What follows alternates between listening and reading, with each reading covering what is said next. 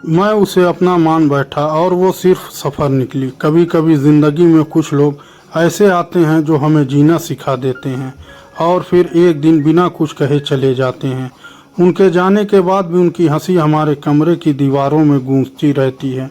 उनकी बातें रातों की खामोशी में सुनाई देती हैं और उनका नाम दिल के उस कोने में बस जाता है जहाँ से कोई उन्हें निकाल नहीं पाता। मैं भी एक ऐसी ही लड़की को अपना मान बैठा था, लेकिन मुझे कहाँ पता था कि मैं जिसे अपनी मंजिल समझ रहा हूँ वह मेरी ज़िंदगी का सिर्फ एक सफ़र थी। और जब यह सच मेरे सामने आया तब तक बहुत देर हो चुकी थी।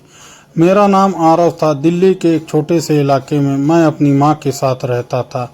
पिता का देहांत कई साल पहले हो चुका था। घर की जिम्मेदारी मेरे कंधों पर थी। सुबह नौकरी, शाम को घर और रात को कुछ अधूरे सपने। बस यही मेरी दुनिया थी। मेरे दोस्त अक्सर कहते थे कि मैं उम्र से पहले बूढ़ा हो गया क्योंकि मेरे चेहरे पर मुस्कान कम और जिम्मेदारियां ज़्यादा दिखाई देती थी। सच कहूँ तो मैंने भी ज़िंदगी में ज़्यादा उम्मीदें रखना छोड़ दिया था। मैं बस दिन काट रहा था, जी नहीं रहा था। लेकिन शायद किस्मत को कुछ और मंजूर था। उस दिन बारिश हो रही थी, बहुत तेज़ बारिश। मैं दफ्तर से लौट रहा था। बस स्टैंड पर भीड़ जमा थी। हर कोई बारिश रुकने का इंतज़ार कर रहा था। मैं भी एक कोने में खड़ा था। तभी अचानक किसी की आवाज़ सुनाई दी। माफ़ कीजिए, क्या समय बता सकते हैं? मैंने सर उठाकर देखा और कुछ पल के लिए सब कुछ रुक गया। मेरे सामने एक लड़की खड़ी थी, भीगे हुए बाल, आंखों में अजीब सी चमक, चेहरे पर मासूम मुस्कान। और उस मुस्कान में जाने क्या था कि पहली बार मुझे बारिश अच्छी लगने लगी। 7:30 बजे हैं, मैंने धीरे से कहा। वह मुस्कुराई, धन्यवाद, और फिर वहीं खड़ी हो गई। कुछ मिनट बाद बस आई। भीड़ अचानक आगे बढ़ी, धक्का मुक्की शुरू हो गई। उसी भीड़ में वह लड़की फिसल गई। मैंने तुरंत उसका हाथ पकड़ लिया। वह संभल गई। कुछ पल के लिए हमारी आंखें मिली और फिर उसने धीरे से कहा, अगर आप हाथ नहीं पकड़ते तो मैं गिर जाती। मैं हंस पड़ा। कोई बात नहीं। वह भी मुस्कुरा दी और पता नहीं क्यों उस एक मुस्कान ने मेरे अंदर कुछ बदल दिया। बस में सीट नहीं थी, हम दोनों खड़े थे। बातें शुरू हुई, पहले मौसम की, फिर काम की, फिर जिंदगी की, और पता ही नहीं चला कब पूरा रास्ता गुजर गया। उतरते समय उसने कहा, वैसे मेरा नाम अनाया है और आपका? आरव, अच्छा नाम है। वह मुस्कुराई, फिर चली गई और मैं उसे जाते हुए देखता रह गया। उस रात बहुत दिनों बाद मुझे नींद नहीं आई। बार बार वही चेहरा मेरी आंखों के सामने आ रहा था, वही मुस्कान, वही आवाज़। मैं खुद पर हंस रहा था। एक मुलाकात में कोई किसी के बारे में इतना क्यों सोचता है, लेकिन दिल तर्क कहाँ मानता है। अगले दिन मैं फिर उसी समय बस स्टैंड पहुंचा। शायद वह मिले। और सच कहूँ तो मैं खुद से झूठ बोल रहा था कि मैं उसे ढूंढने नहीं आया, लेकिन मैं जानता था मैं उसी का इंतज़ार कर रहा था। कुछ देर बाद वह दिखाई दी। आज उसके हाथ में किताब थी। वह मुझे देखते ही मुस्कुरा दी। लगता है हमारी बस एक ही है, मैंने कहा। शायद, लेकिन अंदर से मैं जानता था यह शायद नहीं था, यह किस्मत थी। दिन बीतने लगे और हमारी मुलाकातें बढ़ती गई। हम रोज़ साथ सफ़र करते, कभी बस में, कभी चाय की दुकान तक, कभी रास्ते भर पैदल। अनाया बहुत अलग थी। वह छोटी छोटी चीज़ों में खुशी ढूंढ लेती। सड़क किनारे खिलते फूल देखकर खुश हो जाती। बारिश की बूंदों में भी कहानी ढूंढ लेती और मैं उसे देखकर खुश हो जाता। धीरे धीरे उसने मेरी ज़िंदगी के उन हिस्सों को भी रोशन कर दिया जहां बरसों से अंधेरा था। मैं अब मुस्कुराने लगा था। माँ भी बदलाव महसूस करने लगी थी। एक दिन उन्होंने मुझसे पूछा, कोई है क्या? मैं चौंक गया। क्या मतलब? माँ हंस दी। जिस लड़के की आंखों में अचानक चमक आ जाए उसकी ज़िंदगी में कोई ना कोई ज़रूर आता है। मैं शर्मा कर चुप हो गया। उस दिन पहली बार मैंने महसूस किया कि मैं अनाया को सिर्फ पसंद नहीं करता, मैं उससे प्यार करने लगा था। बहुत गहरा प्यार। वह प्यार जो धीरे धीरे नहीं, अनजाने में दिल पर कब्जा कर लेता है। लेकिन ज़िंदगी कभी इतनी आसान नहीं होती। एक शाम हम पार्क में बैठे थे। अनाया अचानक चुप हो गई। उसकी आंखों में उदासी थी। मैंने पूछा, क्या हुआ? वह कुछ देर चुप रही, फिर बोली, अगर कोई इंसान आपकी ज़िंदगी में आए और फिर चला जाए, मैंने हंसकर कहा, तो उसे जाने नहीं देना चाहिए। उसने मेरी तरफ देखा। उसकी आंखें भर आई।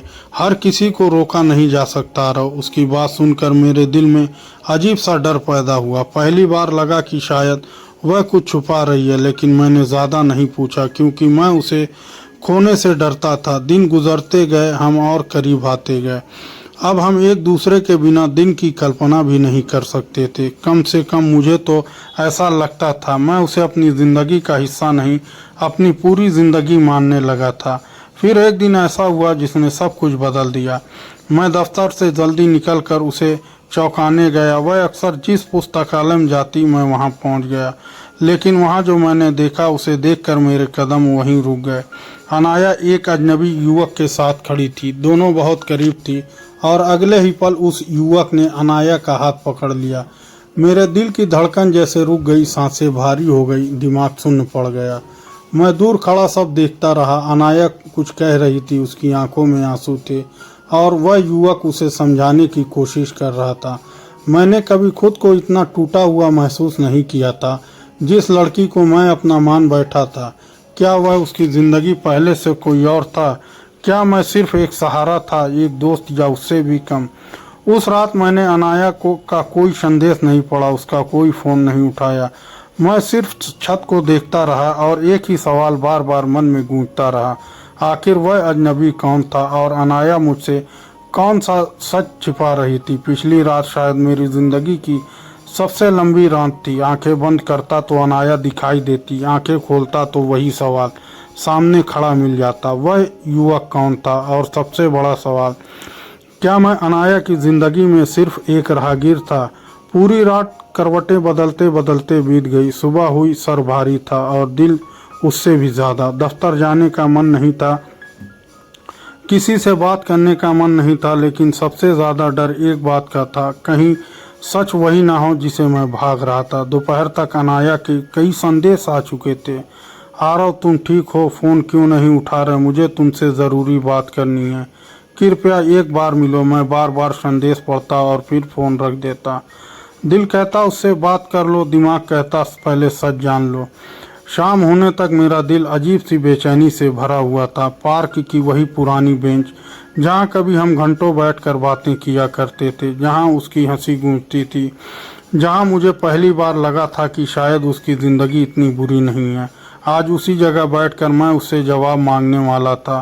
7 बजने में 5 मिनट बाकी थे, तभी मैंने उसे आते देखा। वह धीरे धीरे मेरी तरफ बढ़ रही थी, लेकिन आज उसकी चाल में वह चंचलता नहीं थी, चेहरे पर मुस्कान नहीं थी, आंखों के नीचे हल्की सूजन थी। शायद वह भी रात भर नहीं सोई थी।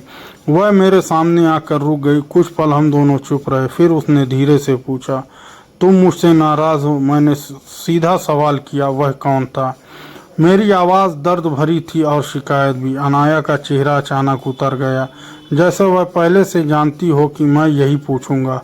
कुछ क्षण तक वह ज़मीन की तरफ देखती रही, फिर बोली, तुमने हमें देख लिया था, हाँ, और तब से तुम यही सोच रहे हो कि वह मेरा कोई अपना है। मैंने कड़वी मुस्कान के साथ कहा, क्या मुझे ऐसा नहीं सोचना चाहिए था? अनाया की आंखों में आंसू उतर आए, लेकिन इस बार उसने उन्हें गिरने नहीं दिया। वह मेरे सामने बैठ गई और बोली, आरव, जो तुम्हें बताने जा रही हूँ उसके बाद शायद तुम मुझसे नाराज़ हो जाओगे। मेरा दिल जोर से धड़कने लगा। उसने गहरी सांस ली, फिर बोली, वह मेरा बड़ा भाई था। मैं कुछ सेकंड तक उसे देखता रह गया, जैसे मेरे कानों ने कुछ गलत सुन लिया हो। भाई? हाँ। एक पल के लिए मुझे राहत मिली, लेकिन अगले ही पल में दूसरा सवाल, अगर वह उसका भाई था तो वह उससे छिपकर क्यों मिल रही थी? उसकी आंखों में आंसू क्यों थे और वह मुझसे इतना बड़ा सच क्यों छुपा रही थी? शायद उसने मेरे मन की बात पढ़ ली। वह बोली, तुम्हारे मन में अभी भी बहुत सारे सवाल हैं। मैं चुप रहा क्योंकि सच यही था। अनाया ने आसमान की तरफ देखा और खुद को संभालने की कोशिश कर रही थी। फिर उसने कहना शुरू किया, जब मैं 17 साल की थी तब पापा की नौकरी चली गई। घर के हालात बहुत ख़राब हो गए थे। माँ बीमार रहने लगी और मेरे भाई ने अपनी पढ़ाई छोड़कर काम शुरू कर दिया। उसकी आवाज़ कांप रही थी, लेकिन वह बोलती जा रही थी। हमने बहुत मुश्किल दिन देखे हैं आरव। कई रातें ऐसी थी जब घर में खाना नहीं होता था। माँ रोती थी, पापा खुद को दोष देते थे और मेरा भाई सबको संभालने की कोशिश करता था। मैं चुपचाप सुनता रहा। आज पहली बार मुझे उसकी ज़िंदगी का वह हिस्सा दिखाई दे रहा था जो उसने कभी किसी को नहीं दिखाया था। वह आगे बोली, कुछ साल बाद हालात थोड़े ठीक हुए, लेकिन तभी मेरी ज़िंदगी में एक और मुश्किल आ गई। यह कहते हुए उसकी आवाज़ अचानक धीमी हो गई। मैंने पूछा, कैसी मुश्किल? अनाया ने मेरी तरफ देखा, उसकी आंखें भर चुकी थी और फिर उसने वह बात कही जिसने मुझे अंदर तक हिला दिया। मुझे दिल की एक गंभीर बीमारी है। मेरे शरीर में जैसे करंट दौड़ गया। मैंने अविश्वास से उसकी तरफ देखा। क्या? उसने धीरे से सर हिला दिया। हाँ, 3 साल पहले पता चला था। शुरू में डॉक्टरों ने कहा था कि दवाइयों से सब ठीक हो जाएगा, लेकिन पिछले कुछ महीनों में हालात फिर बिगड़ने लगी। मेरे हाथ कांपने लगे। मैं कुछ बोल ही नहीं पा रहा था। वह बोली, जिस दिन तुमने मुझे मेरे भाई के साथ देखा था, हम अस्पताल से लौट रहे थे। डॉक्टर ने कुछ नई जांचें लिखी थी और मैं डर गई थी। मेरी आंखें अभी भी भरने लगी क्योंकि अचानक बहुत सारी बातें समझ आने लगी। उसकी अचानक उदासी, उसके कुछ दिनों तक गायब रहने के बहाने, उसकी वह बात, हर किसी को रोका नहीं जा सकता। अनाया ने मुस्कुराने की कोशिश की लेकिन मुस्कान टूट गई। मैं तुम्हें यह सब बताना नहीं चाहती थी क्योंकि तुम्हारी आंखों में अपने लिए दया नहीं देखना चाहती थी। मैंने पहली बार उसका हाथ पकड़ लिया और कहा, तुम पागल हो गए हो क्या? दया नहीं, प्यार करता हूँ मैं तुमसे। यह सुनते ही वह कुछ पल मुझे देखती रही और फिर उसकी आंखों से आंसू बह निकले। शायद वह पहली बार मेरे दिल की बात सुन रही थी और शायद मैं पहली बार अपने प्यार को स्वीकार कर रहा था। उस रात हम बहुत देर तक साथ बैठे रहे। हमने अपने डर बांटे, अपने सपने बांटे, अपनी खामोशियां बांटी और जाते जाते मैंने उससे सिर्फ एक बात कही, जो भी होगा साथ झेलेंगे। उसने कोई जवाब नहीं दिया, बस मुस्कुरा दी, लेकिन उस मुस्कान में खुशी कम और दर्द ज़्यादा था। अगले कुछ हफ्तों तक सब ठीक लगता रहा। हम पहले से ज़्यादा करीब आ गए। मैं हर अस्पताल की जांच में उसके साथ जाता, दवाइयाँ लाता, उसका ध्यान रखता और हर दिन खुद को यह यकीन दिलाता कि सब ठीक हो जाएगा। लेकिन ज़िंदगी ने शायद कुछ और ही लिख रखा हो। एक सुबह मेरा फ़ोन बजा। कॉल आया, अनाया के भाई की थी। उनकी आवाज़ काँप रही थी, आरव तुम तुरंत अस्पताल पहुंच सकते हो। मेरा दिल बैठ गया। क्या हुआ? कुछ सेकंड तक दूसरी तरफ खामोशी रही। फिर उन्होंने कहा, अनाया की हालत अचानक बहुत ख़राब हो गई। मेरे हाथ से फ़ोन लगभग छूट गया। मैं भागता हुआ अस्पताल पहुंचा। गलियारे में डॉक्टर भाग रहे थे, नर्सें इधर उधर दौड़ रही थी और वह बाहर बैठा उसका भाई रो रहा था। मैंने घबरा कर पूछा, अनाया कहाँ? उसने कांपते हुए हाथों से उस कमरे की तरफ इशारा किया जहाँ लाल बत्ती जल रही थी। मैं दरवाजे की तरफ बढ़ा ही था, तभी डॉक्टर बाहर आए। उनके चेहरे पर गंभीरता थी। उन्होंने कहा, हमें तुरंत एक बड़ा फैसला लेना होगा। मैंने घबरा कर पूछा, कौन सा फैसला? डॉक्टर ने जवाब दिया। उसे सुनकर मेरे पैरों तले ज़मीन खिसक गई। अगर अगले कुछ दिनों में दिल का दाता नहीं मिला तो हम अनाया को नहीं बचा पाएंगे। और उसी क्षण मुझे पहली बार एहसास हुआ कि शायद मैं उसे खोने के जितना करीब कभी नहीं था। अस्पताल के उस गलियारे में मैं खड़ा बार बार डॉक्टर की बात याद कर रहा था, जिस लड़की के साथ मैंने भविष्य के सपने देखे थे, जिसकी मुस्कान मेरी हर सुबह का कारण बन चुकी थी। आज उसकी ज़िंदगी कुछ दिनों की मोहलत पर खड़ी थी। मैं पूरी रात अस्पताल में बैठा रहा, आईसीयू के बाहर कांच की उस खिड़की को देखते हुए जहां से कभी कभी अनाया दिखाई दे जाती। उसके चेहरे पर ऑक्सीजन का मास्क था, आंखों में सुइयां लगी थी, मशीनें लगातार चल रही थी और हर मशीन की आवाज़ मुझे याद दिला रही थी कि ज़िंदगी कितनी नाजुक होती है। सुबह होने से पहले उसकी आंखें खुली और उसने धीरे से मुझे देखा और बहुत कमज़ोर मुस्कान दी। मैं तुरंत उसके पास गया। कैसी हो? मैंने पूछा। वह हंसने की कोशिश करते हुए बोली, इतनी भी बुरी नहीं कि तुम्हें भूल जाऊं। उसकी हालत देखकर भी वह मुझे हंसाने की कोशिश कर रही थी और मैं अपनी आंखों के आंसू छुपा रहा था। कुछ देर बाद उसने धीरे से कहा, आरव अगर मुझे कुछ हो जाए तो। मैंने तुरंत उसकी बात काट दी। ऐसी बात फिर कभी मत कहना। वह मुस्कुराई।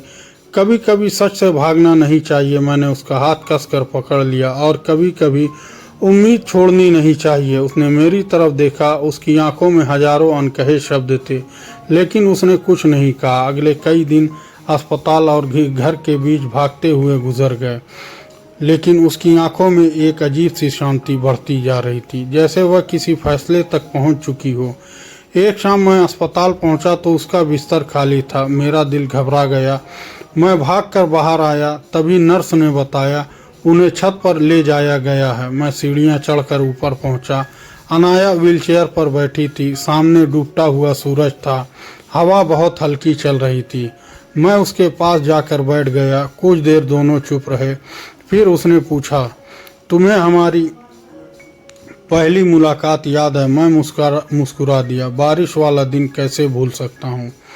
वह भी मुस्कुराई।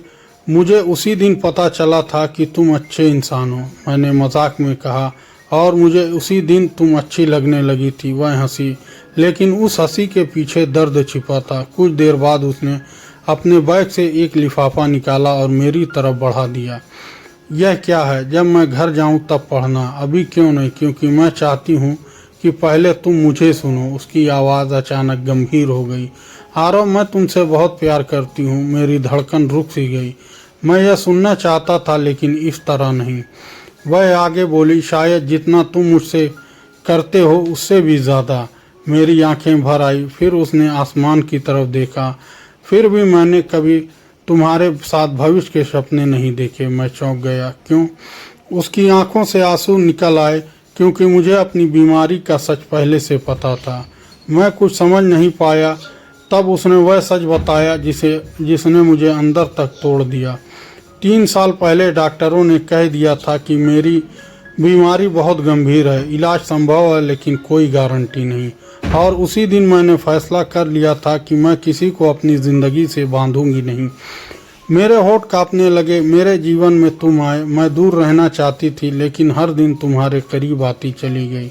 तुम्हारे साथ बिताया हर पल मुझे जीना सिखाता रहा, लेकिन एक डर हमेशा मेरे साथ रहा, अगर मैं चली गई तो, अगर तुम्हारी पूरी दुनिया मेरे साथ टूट गई तो। अब मैं रो रहा था खुलेआम, बिना खुद को रोके। अनाया भी रो रही थी। इसलिए मैं हमेशा खुद को याद दिलाती रही कि मैं तुम्हारी मंजिल नहीं हूँ, मैं सिर्फ एक सफ़र हूँ। यह सुनकर मेरा दिल जैसे बिखर गया। मैंने उसका हाथ पकड़ लिया। नहीं, तुम मेरी ज़िंदगी हो, मंजिल भी और सफ़र भी। अनाया कुछ बोल नहीं पाई, बस रोती रही। उस रात मैं घर लौटा और पहली बार वह लिफाफा खोला जो उसने दिया था। अंदर एक लंबा पत्र था। उसमें लिखा था, फिर ये आरव, अगर तुम यह पत्र पढ़ रहे हो तो शायद मैं वह सब कह नहीं पाई जो कहना चाहती थी। तुम्हारे आने से पहले ज़िंदगी सिर्फ सांसों का नाम थी, लेकिन तुमने मुझे जीना सिखा दिया। तुम्हारे साथ चाय पीना, बारिश देखना, छोटी छोटी बातों पर हंसना, यही मेरी सबसे खूबसूरत यादें हैं। अगर ज़िंदगी ने मुझे दोबारा जन्म दिया तो मैं फिर से तुम्हें ही चुनूंगी। लेकिन अगर ऐसा नहीं हुआ तो एक वादा करना, मेरे जाने के बाद अपनी ज़िंदगी मत रोकना। किसी स्टेशन पर खड़ी ट्रेन की तरह मत रुक जाना। आगे बढ़ना, क्योंकि प्यार किसी को बांधने के लिए नहीं होता, प्यार किसी को जीना सिखाने के लिए होता है। पत्र पढ़ते पढ़ते मेरी आंखें धुंधली हो गई। अगली सुबह अस्पताल से फ़ोन आया। मेरा दिल ज़ोर ज़ोर से धड़कने लगा। मैं भागता हुआ पहुंचा। डॉक्टर बाहर खड़े थे। मैंने कांपती आवाज़ में पूछा, क्या हुआ? और इस बार उनके चेहरे पर मुस्कान थी। दाता मिल गया। मेरे आंसू निकल पड़े, शायद पहली बार खुशी के आंसू। कुछ घंटों बाद शल्य चिकित्सा शुरू हुई। पूरे 12 घंटे जो 12 साल जैसे लगे। मैं अस्पताल के बाहर बैठा रहा, हाथ जोड़कर, सर झुकाकर, हर पल दुआ करते हुए। आखिरकार डॉक्टर बाहर आया और बोले, चिकित्सा सफल रही। उस पल लगा जैसे पूरी दुनिया वापस मिल गई। कई महीनों की देखभाल के बाद अनाया धीरे धीरे स्वस्थ होने लगी। उसकी मुस्कान लौट आई, उसकी आंखों की चमक लौट आई और मेरी ज़िंदगी में फिर रोशनी लौट आई। लेकिन इस कहानी का सबसे बड़ा सच अभी बाकी था। एक दिन हम उसी बस स्टैंड पर खड़े थे जहां पहली बार मिले थे। बारिश हो रही थी। पहली मुलाकात की तरह अनाया मुस्कुरा कर बोली, जानते हो, मैंने खुद को तुम्हारे सफ़र का हिस्सा समझा। मैंने उसका हाथ पकड़ लिया और मैं तुम्हें हमेशा अपनी मंजिल। वह मुस्कुराई, लेकिन शायद हम दोनों गलत थे, क्योंकि ज़िंदगी में कोई सिर्फ मंजिल नहीं होता और कोई सिर्फ सफ़र नहीं होता। कुछ लोग हमें रास्ता दिखाने आते हैं और फिर उसी रास्ते पर हमारे साथ चलने लगते हैं।